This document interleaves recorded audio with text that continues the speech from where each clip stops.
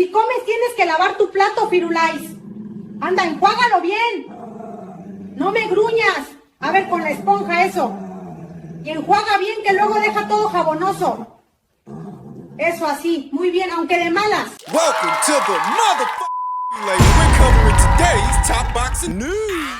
Okay, we'll start with this. Chantel Cameron vows to knock out Katie Taylor with 3-minute rounds. She's still talking about Katie Taylor? Chantel Cameron will fight for 3-minute rounds for the first time in her career as she fights for the newly vacated WBO World Junior Middleweight title at the Olympia in London on the 5th of April. The bout is on the undercard of Dubois versus Harper, their unification match. The card will also feature Ellie Scottney versus Mayeli Flores for the undisputed super bantamweight titles. And of course, whenever somebody points a microphone at Chantel, she starts harping about Katie. Okay, so did Katie Taylor run over her dog? Did she eat her lunch in the break room? What is this obsession? By now, the whole world knows that Katie Taylor just got married.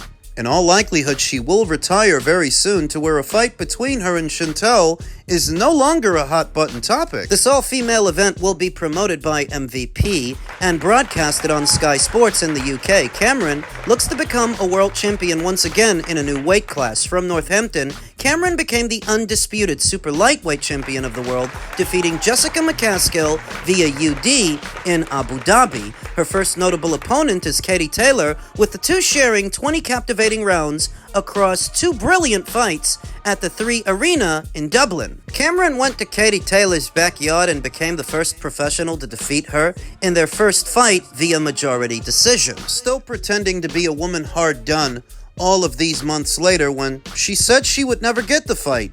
And she did. Not only that, she got 2 of them. Still pretending to be a woman hard done. They could have screwed her in Ireland, Katie Taylor's neck of the woods, but they didn't. They gave her the decision. And then, as all-time greats do, Katie Taylor went back to the drawing board and successfully avenged the defeat in their rematch, winning by majority decision, sending an Irish crowd into chaos. Cameron returned to her winning ways, and now with MVP, she is in line for another shot at greatness and will now be fighting in 10 3-minute rounds. Speaking to Sky Sports, Nikisa Badarian, CEO of MVP, stated, "The plan is for her to do 3-minute rounds, and we feel very confident that will be the case. The WBO will be supportive of it, and the British Boxing Board of Control, we know, will be supportive of it as well." Cameron stated, "I want to lead the way for women, and hopefully more women will want to jump on the back of doing 3-minute rounds." Katie Taylor was hanging on to me for dear life with 2-minute rounds. With 3-minute rounds, I would have got her out of there, Cameron insisted.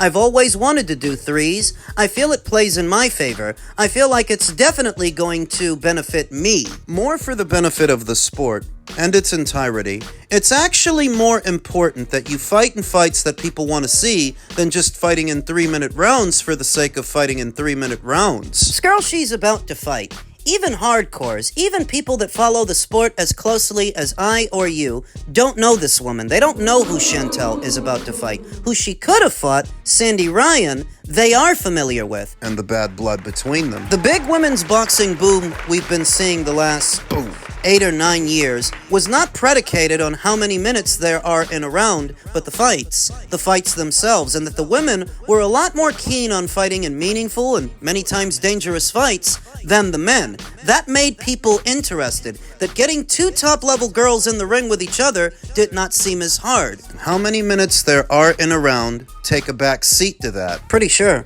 that more people would want to see her fight Sandy Ryan in 10 2s than fight some no-name challenger in 10 3s. So if it feels like things have sort of slowed down and cooled off in the women's game, it is because in some ways they have. Not because they're not being promoted. They're definitely being promoted by more promoters than they were before. But it's because there's a scarcity of big fights, meaningful ones like what we were getting before. Taylor versus Pursoon, Taylor versus Serrano, Shields versus Hammer, Shields versus Marshall, Cameron versus McCaskill, Bridges versus Courtenay, Mayer versus Harper, Mayer versus Baumgartner. Can go on because there was an entire treasure trove of meaningful fights, some smaller ones all in there, and that's what's different. Now, some fighters are still doing their part to to fight in those kinds of fights, but it seems that Chantel rather sit around obsessing about Katie Taylor than just carve out a lane and a legacy of her own. Don't make your entire career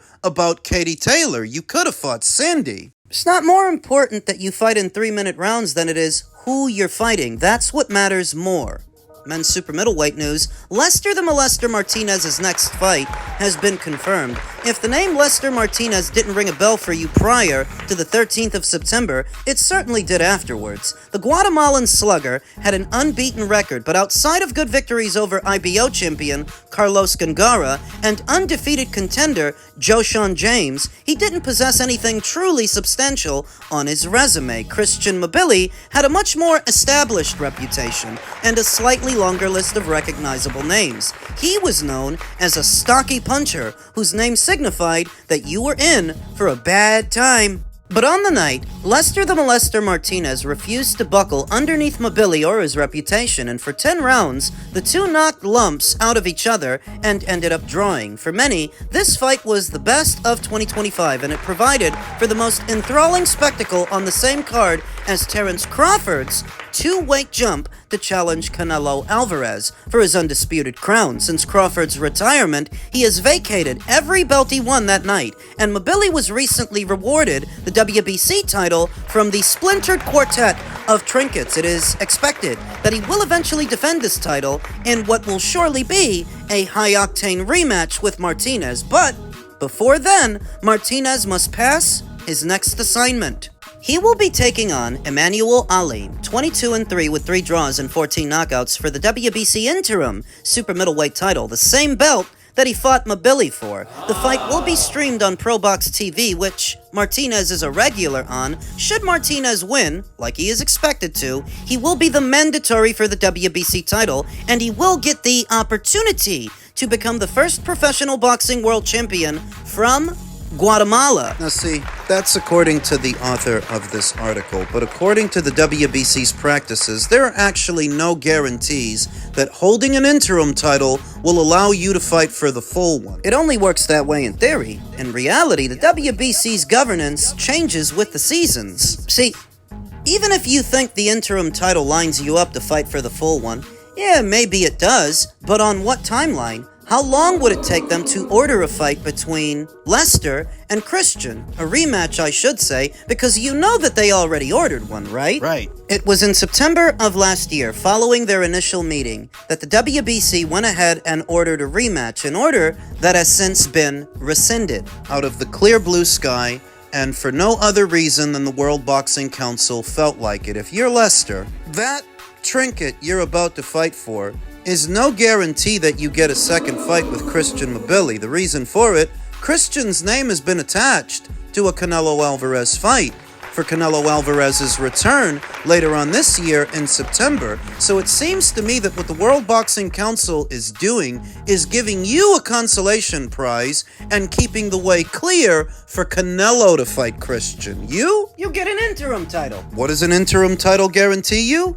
I can tell you what it doesn't guarantee you. It doesn't guarantee that a fight between you and him will get ordered anytime in the near future. It doesn't guarantee you that. What it does guarantee you is that the World Boxing Council will charge you sanctioning fees, so long as you wear that trinket. That's it. You're the winner! Do you know how many fighters have won different versions of the WBC's trinkets thinking it would get them a shot at the full one, just to be left in limbo for months, sometimes even years?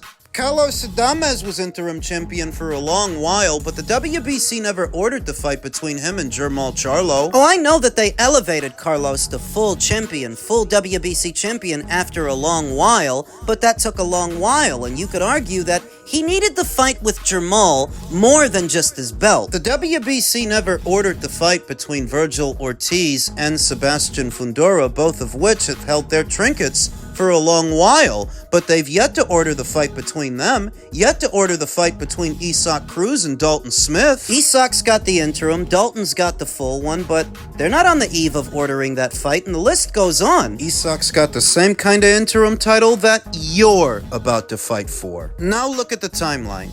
If in theory, the World Boxing Council is keeping the way clear for Christian to be available so Canelo can fight him, Well, that's supposed to be in September. that would have to mean that you don't get your crack at the apple until sometime next year, if you get it at all. Think about it. Say Canelo fights Christian. Say Canelo beats Christian. Do you think they're gonna put Canelo in the hot seat? Do you think they're gonna force him to fight you? Think about it. Say Canelo fights Christian. Christian wins. Maybe then you get your crack at the apple, but that wouldn't be until next year at the earliest. Them giving you an interim title basically means, look, we're not going to order that fight, we're not going to order that rematch anytime soon, but here's this novelty belt for you to carry around during your fights. And we get to charge you money for it 3%. every time you fight. That's all that fucking title means. That's all it guarantees. It's a fucking booby prize. And you're the rube. All the World Boxing Council's power is derived from those who choose to patronize them. What fighters and their teams choose to entertain them, because they don't have to. There are 3 other alphabet titles you can fight for. Besides that one, you go the WBC route, there's every chance they may give you the runaround. That's what they're giving Lester. I don't know if Lester realizes it, but Elsewhere in the junior middleweight division, Xander Zayas' response to Devin Haney, what we talked about in my previous video where Xander told him, relax, Diva, my focus is getting a 3rd belt from Josh Kelly, but we already told your daddy, if that doesn't happen, we will be happy to put the 1 back on your record again, to which Devin responded, our fight is bigger than Josh Kelly, and you make more money. Kelly is gonna fight the winner of Boots and Virgil, so looks like me and you should be next. Boots and Virgil, that fucking shit show, that might not happen. So let's try to focus on this. Xander went on to say, he being Devin Haney, he's a clown and a crybaby. He doesn't like to lose. Ryan punched him in the face and he nearly cried and sued him. Let me just say that I don't actually expect to see Haney versus Zayas in the near future. I don't think that fight happens. I don't think it materializes. There is actually a much more viable option for Devin Haney if he wants to be a part of a meaningful fight that might move the needle in the not-so-distant future. And it involves his American compatriot, Keyshawn Davis. He can fight him. And he's free. Shakur Stevenson, Keyshawn Davis's old buddy, said Keyshawn Davis is going to fight him. I think it's going to happen soon.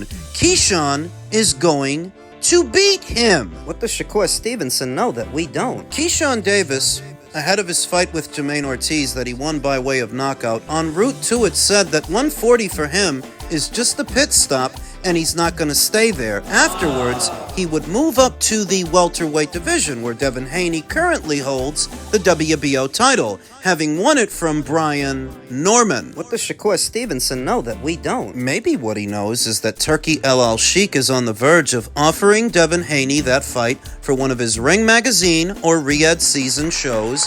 Devin Haney being a free agent, he's not at liberty to fall back on tune-up fights set up by a Matchroom or a Top Rank. Where he is, he's at the mercy of the elements. He's at the mercy of whatever Turkey decides to offer him because nobody else is offering him anything. And he by himself in the United States is not so big a draw that he can hope to schedule his own tune-up fights, his own stay-busy fights, for a big wad of cash. If he wants a big wad of cash, he has to do what Turkey says. So if Turkey says he wants him to fight Keyshawn, he better just shut up and fight Keyshawn. Free agency is not all it's cracked up to be, and it's really for guys like Canelo Alvarez, a select few, really the top 1 or 2% that have the Midas touch. That's not Devin. Credit to him and his father for having made as much money as they've managed to make. But that was never based on their actual market value. That was never based on what a Devin Haney fight generates. So he doesn't have his own marquee value to fall back on. He's at the mercy of the elements, i.e. Turkey El Al Sheikh and whatever Turkey decides to offer him. If he offers him a Keyshawn Davis fight, he might have to take it. It's not a fight that I've often thought about, Keyshawn Davis versus Devin Haney, because up until recently, it seemed like they were on different trajectories. Keyshawn was still at 145, set to move up to 140. Devin was on his way to 147. Because I thought that Keyshawn's stay at 140 would last a bit longer, I just didn't figure that these two might be on a collision course. But in recent weeks and months, talks about a fight between them have heated up. How does it play out? The Keyshawn Davis's fight against Jermaine Ortiz might offer some insight because Jermaine Ortiz, you know, he likes to move and punch. He likes to box like Devin would, keeping the opponent at arm's length. It took Keyshawn Davis a long while, to find that knockout punch, to close the show. The majority of the fight, really, because it happened in the 12th and final round. Now, there is a legitimate argument that Devin Haney is a cut above a Jermaine Ortiz. That if it took you that long to find a knockout punch with Jermaine, you may not find it at all with Devin. Keyshawn Davis has the look of a boxer-puncher to me, and if history is any indicator of things to come, pure boxers like Devin have a tactical advantage over boxer-punchers like Keyshawn. I think that Keyshawn is the much stronger puncher of the two, that if he can deliver his power, he can knock out Devin if he can land. Though power in and of itself counts for nothing if you can't land.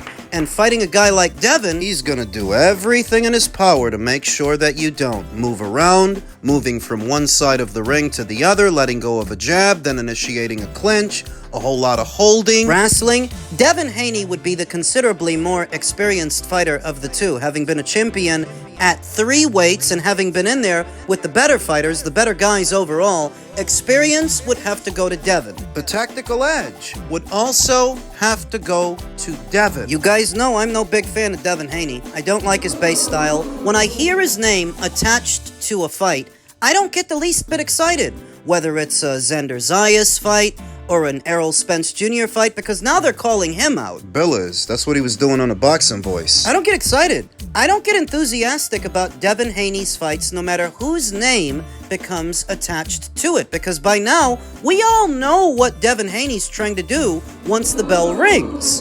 Devin is not the fighter to where if you show somebody who doesn't watch boxing one of his fights, you make them a boxing fan. There's nothing entertaining about his modus operandi. And I'm not one of these boxing hipsters. I'm not gonna pretend to be one of these sweet science geeks to pull punches on Devin. He's fucking boring. The Ramirez fight was boring. The Norman fight was boring. A Keyshawn Davis fight might be boring, so that if Turkey LL Sheik makes that fight, I would have a rooting interest in Keyshawn Davis. I would watch that fight hoping that somehow, some way, Keyshawn finds the knockout. The hope would have to be in that situation where Devin is more experienced and he has a tactical edge. That Keyshawn takes that fight more seriously than the Jermaine Ortiz fight, because I don't think he took that fight all that seriously. I think he beat him on talent. I don't think a whole lot of thought or a whole lot of effort went into the preparation or the strategy for that fight.